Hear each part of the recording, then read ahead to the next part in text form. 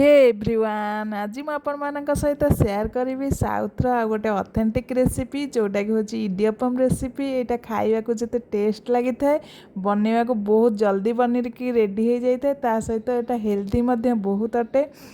यहाँ छोट छुआ मान छोट छुआ मैंने बहुत भल पाई था खावाई। यहाँ स्पेशली चाउल गुंडे बना जाए ता सहित स्टीम होता है से देहपाई बहुत भल होता है। तो चलतु स्टार्ट करवा इडियप्पम रेसिपीटी को।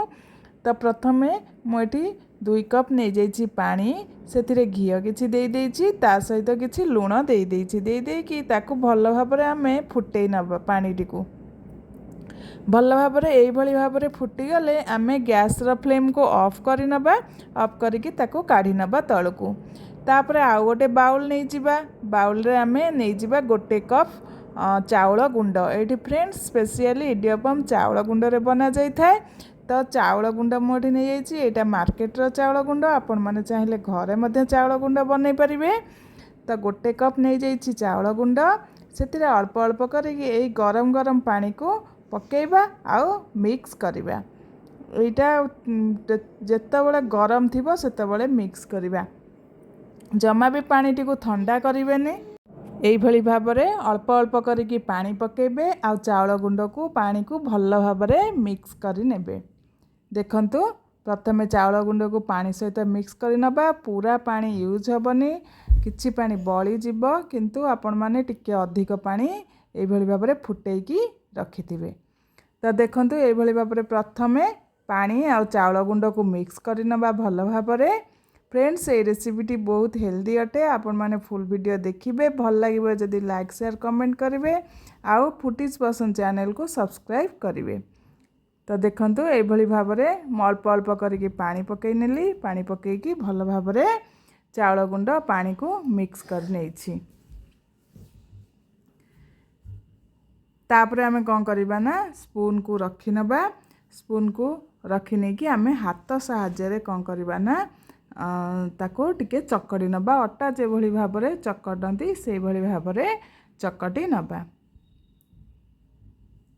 एटा फ्रेंड्स चकटी की भल भाव में सॉफ्ट बनई नेबे सब पतला करेंगे नहीं कि अधिक पानी देकी पतला करेंगे नहीं कि मोटा रखिए नहीं मोटा रखिले आमर भल इडियप्पम भी हेबनी टाइट हो से भाव में कंसिस्टेंसी चेक करके रखिए पूरा पतला हेब नहीं पूरा मोटा भी हेबनी। देखंतु यही भाव में भल भाव में मिक्स करके अटा जमी आम चकटती से भाव में चकटिकी आम 10 ରୁ 15 मिनिट आम घोड़े रखी नबा।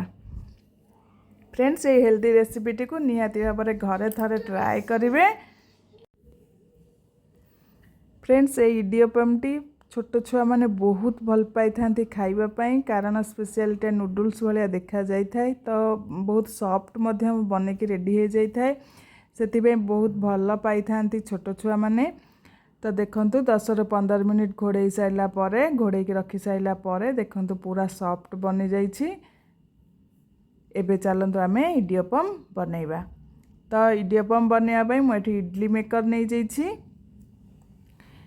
इडली मेकर नहीं जाइए इडली मेकर रे किछि तेल देदेबे तेल देकी भल भाव में ग्रीस करें नहले आपण माने कदली पत्र मध्य दे पारिबे तेल बदल रे कदली पत्र देकी तापर इडियप्पम रखी पारिबे।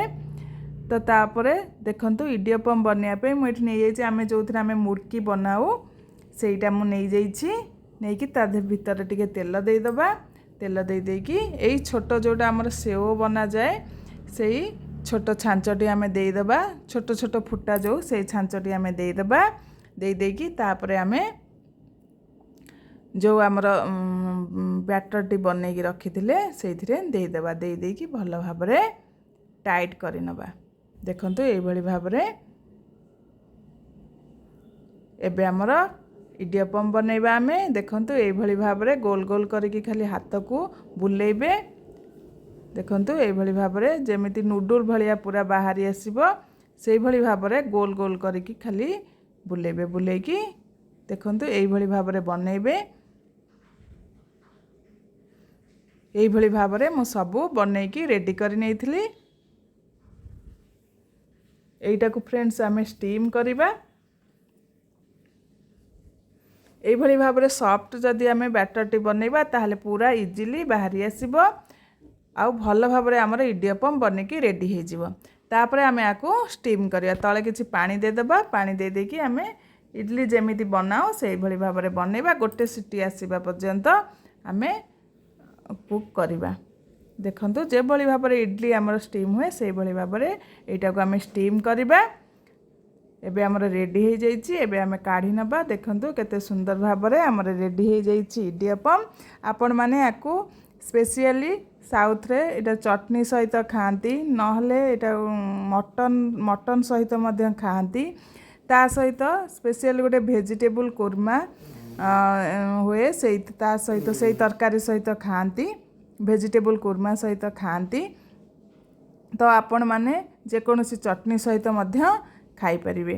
ତ ଦେଖନ୍ତୁ ଏଇଭଳି ଭାବରେ ଇଡଲି ଯେମିତି ଆମେ କାଢ଼ୁ ସେଇଭଳି ଭାବରେ କାଢ଼ି ନେବା। ପୁରା ଇଜିଲି ଦେଖନ୍ତୁ କେମିତି କାଢ଼ି ହେଇଯାଉଛି। এইଭଳି ଭାବରେ ମୁଁ ଛୋଟ ଛୋଟ ବନେଇଛି, ଯେହେତୁ ମୁଁ ପୁଅ ପାଇଁ ବନେଇଛି ସେ ହାତରେ ଧରି ଖାଇଲା ଭଳିଆ ଛୋଟ ଛୋଟ ବନେଇଛି। ଆପଣମାନେ ବଡ଼ ବଡ଼ ବନେଇ ପାରିବେ ମଧ୍ୟ। ଦେଖନ୍ତୁ ଏବେ ଆମର ରେଡ଼ି ହେଇଯାଇଛି ହେଲ୍ଦି ଆମର ହେଲ୍ଦି ଟେଷ୍ଟି ଇଡ଼ିୟପମ୍।